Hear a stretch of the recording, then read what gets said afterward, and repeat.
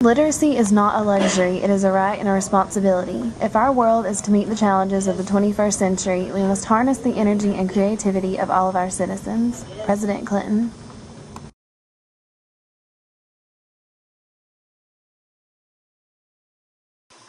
How is a literacy different from a skill? A literacy is just basically understanding something, and a skill is being able to complete the action.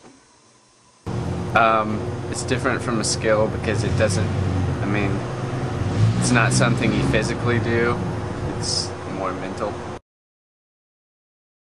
Are there literacies that don't require reading?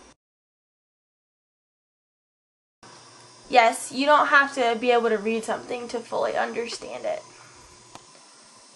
There are literacies which don't require reading. Some literacies come from change the oil of a car every day, but until you can read how to change the oil of a car every day, but until you're actually under there, it's kind of hard to do it.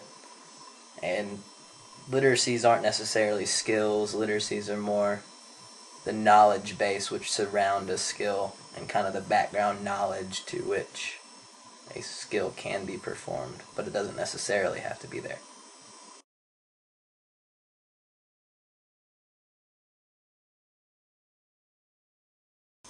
Do your literacy skills affect who you socialize with? Yes, because you're literate in things that you're interested in, and you usually hang out with people who are interested in the same things as you. It doesn't affect who I hang out with because I hang out with people that, if they're literate or not, as long as they're friends of mine. I believe it does to some extent. You tend to hang out with people who share your skills or your passions or your knowledge, stuff like that. You don't really hang out with people who are just completely opposite of the field from you.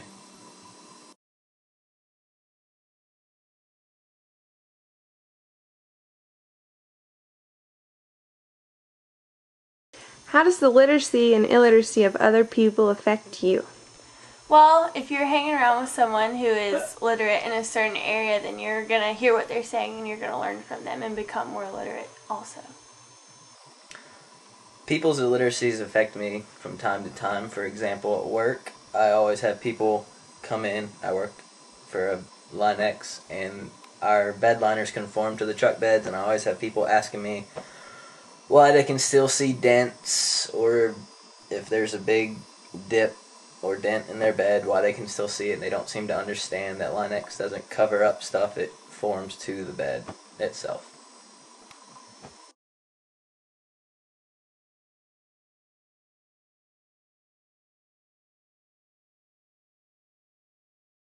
Describe a time when you felt illiterate. Yes, in my History 1103 class when they were talking about China's economy and I had no idea what they were talking about. And I felt like everyone else in the class knew exactly what they were talking about. Probably the one time I remember feeling truly illiterate was I went to a friend's house to watch the World Cup, and her whole family was into soccer, and I am not, so I had really no idea what was going on. What did you do about it, and how did it make you feel? I dropped the class and I felt very out of place in the class because it seemed like everyone else understood but me. To be honest, I didn't really do anything about it. I just sort of sat there and felt awkward the whole time, and then left.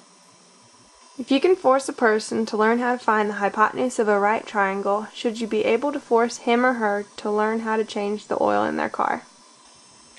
Well, I don't really think you should be able to force anybody to do anything, but I suppose that schools should not force kids how to learn how to change the oil. I think it should be offered if they want to. Why don't schools force kids to learn manual skills? They don't have the time or the resources. They have more important stuff that kids need to be learning.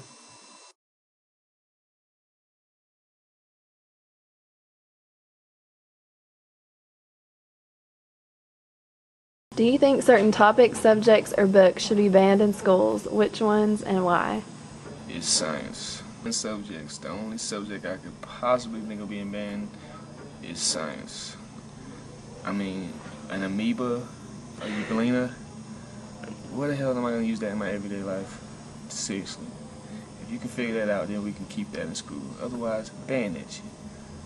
Permanently. Also, I can understand if you're a marine biologist or some kind of animal freak, but otherwise, if you're going to throw dodgeballs for the rest of your life like PE majors do, why did you need to know about Euglena or amoebas? I'm just saying.